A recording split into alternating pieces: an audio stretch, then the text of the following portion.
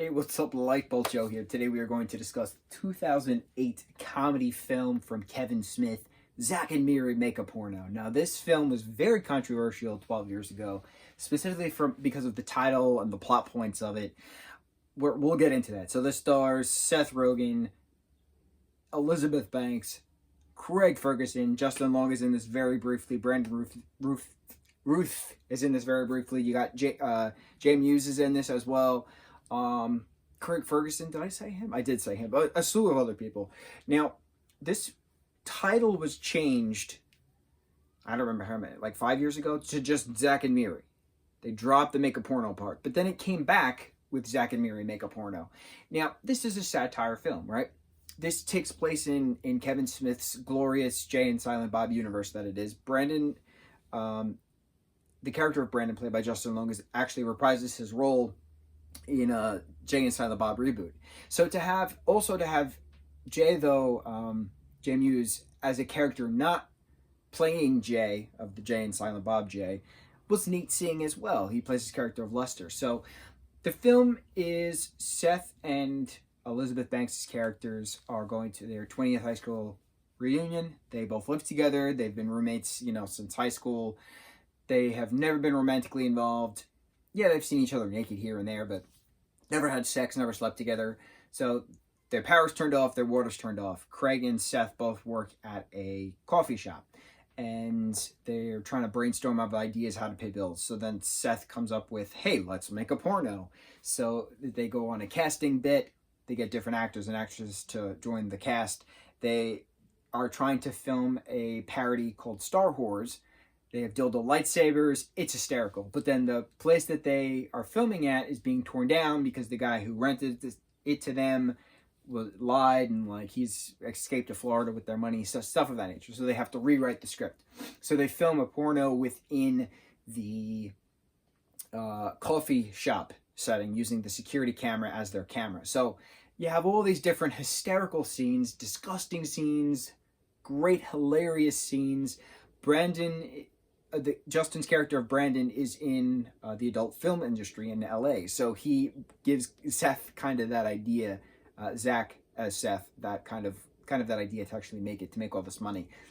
So Zack and Miri eventually do sleep together within one of the scenes on a whole bag of coffee beans, hysterical.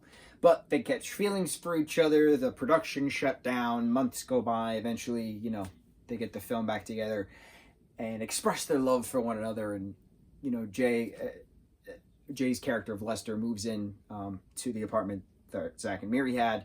And it's this whole cute little, romantic bit at the end. This film is just so perfect because it talks about hard times. It talks about what you'll do for money. It talks about,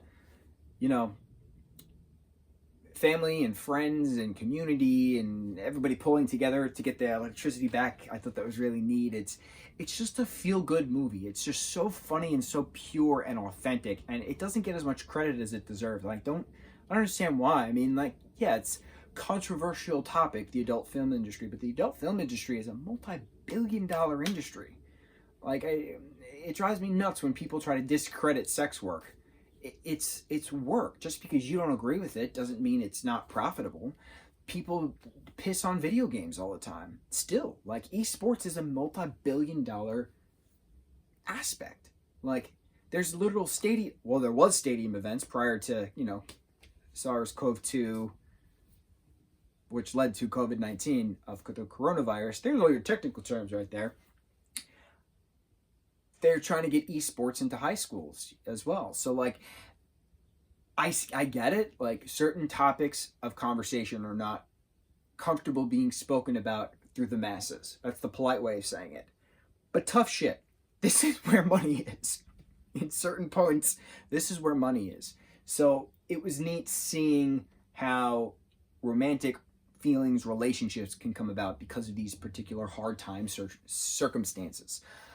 I loved this movie. I loved it since 2008. I graduated high school in 2008.